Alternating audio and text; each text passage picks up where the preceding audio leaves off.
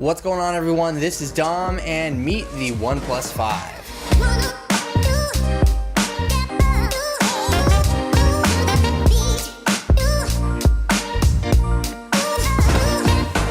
Inside of the box, you're not going to find any surprises here. We do have a regular documentation, we have our USB Type-C cable for the bottom end of the phone, and we have our dash wall charger. Really no surprises on the unboxing front, but I'm sure you could have expected that by now. So I've been using the OnePlus 5 for a little while now, and there are a few main categories that I'd like to touch on, most of which you're probably interested in, but let's go ahead and get into specifications first here. Now inside the OnePlus 5, we have the Snapdragon 835 processor, and it starts out with 64 gigabytes of storage and 6 gigabytes of RAM, but this model right here actually has 128 gigabytes of storage with a whopping 8 gigabytes of RAM. Around the front here, we have a 5.5-inch AMOLED display with a 1080p resolution, and some people might be complaining that it's not QHD and stuff like that, but honestly, the display on this thing looks pretty fantastic. We also have the introduction of Bluetooth 5.0 here, which is supposed to support dual audio playback between two Bluetooth devices, but I haven't been able to get it to work 100%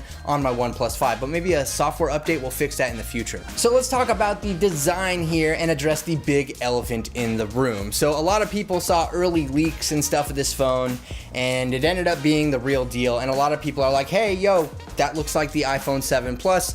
And I'm not gonna lie, it's got a very, very similar design, but it still does feel OnePlus at heart. We have a nice metal body here, and I'm overall a big fan of the design, and it's actually the thinnest OnePlus flagship that they've released yet at 7.25 millimeters thick. Though I do wish that around the front, we got rid of the capacitive navigation buttons at the bottom and just switched everything to on-screen, maybe slimmed down the bezels just a tiny bit. I wouldn't have been opposed to that, but unfortunately we didn't see that this year. Of course, we do still have the alert slider here around the side, which has always been a fan favorite to be able to switch between different alert modes in Android, but overall good stuff here with the design of the OnePlus 5. So let's talk about the camera performance, and yes, that little camera right there looks very, very familiar, right? Well, let's kind of forget about the similarities between this and the iPhone 7 Plus, and let's just talk about the quality for a second. This camera is actually pretty good, and we have a dual camera setup around the backside. We have a 16 megapixel Sony sensor with an aperture of f1.7,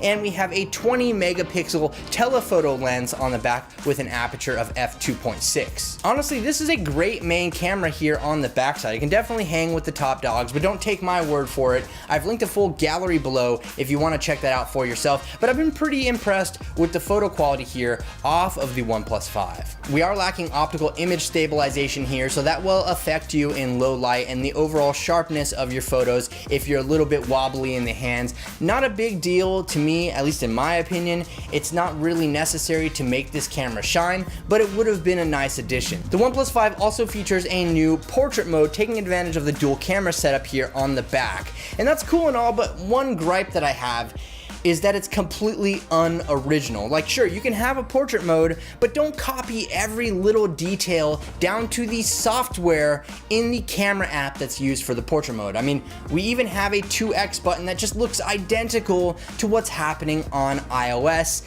and I'm just not a big fan of that. Let's just come up with something a little more original. Regardless of all of that, this is still a great camera setup for the money. I'm a big fan of the photos this guy takes, and we even have a 16 megapixel sensor around the front side as well, so you can get your selfie on. As far as software and performance goes, this guy is buttery smooth. The fingerprint sensor on the front is super fast, and I'm a big fan of that. And this is Oxygen OS. I mean, it's more or less what we've seen on other releases. OnePlus does a very good job at keeping Android slimmed down, and this thing flies. And you know what? I sure hope so, given it has 8 gigabytes of RAM, but it is definitely one of the faster Android phones that I've seen come out this year. There's really nothing bad to say about the software experience on the OnePlus 5.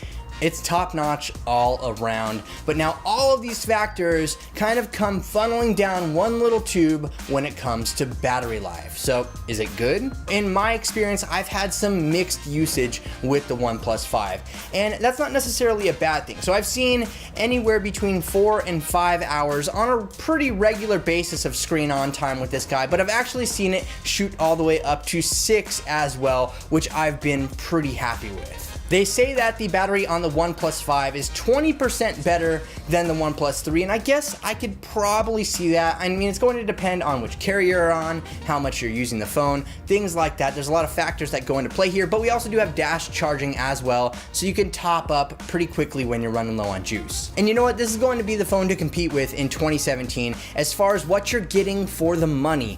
You really can't beat this guy, and it starts out at only $479 for the 64 gigabyte model that comes with 6 gigabytes of RAM. You bump that up to $539 and you get 128 gigabytes with 8 gigabytes of RAM, and it's available in midnight black or the slate color option that they have. Sure, it doesn't come super specced out with an IP rating or things like wireless charging, but for the money, this is definitely a win. But I don't know, let me know what you think about the OnePlus 5 in the comments section below, and be sure to subscribe so you can be the first to catch other videos like this when they drop, and leave this video a thumbs up if you enjoyed it. Thank you so much for watching, everyone. This is Dom, and I'll catch you in the next video.